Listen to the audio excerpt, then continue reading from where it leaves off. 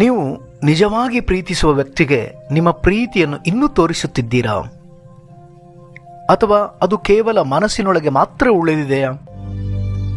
ಮುಸ್ಸಂಜೆಯ ಮನದ ಮಾತು ಕಾರ್ಯಕ್ರಮಕ್ಕೆ ತಮ್ಮೆಲ್ಲರಿಗೂ ಆತ್ಮೀಯ ಸ್ವಾಗತ.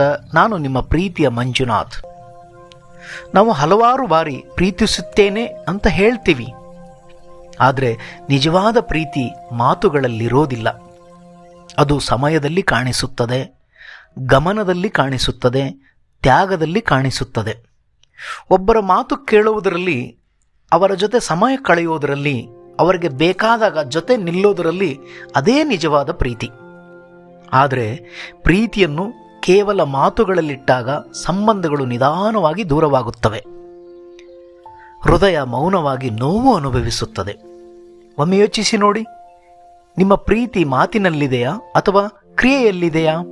ಇವತ್ತೇ ನಿಮಗೆ ಪ್ರಿಯವಾದ ವ್ಯಕ್ತಿಗೆ ಒಂದು ಸಣ್ಣ ಕೆಲಸ ಮಾಡಿ, ಸಮಯ ಕೊಡಿ, ಕೇಳಿ, ಸಹಾಯ ಮಾಡಿ, ಅಥವಾ ಕಣ್ಣಿನಲ್ಲಿ ನೋಡಿ, ನಾನು ನಿನ್ನನ್ನು ಪ್ರೀತಿಸುತ್ತೇನಂತ ಹೇಳಿ.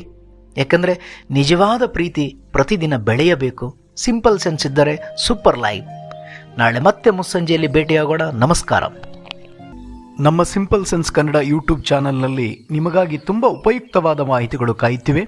ಇಂಥ ಹೆಚ್ಚಿನ ವಿಡಿಯೋಗಳಿಗಾಗಿ ಈಗಲೇ ಸಬ್ಸ್ಕ್ರೈಬ್ ಮಾಡಿ.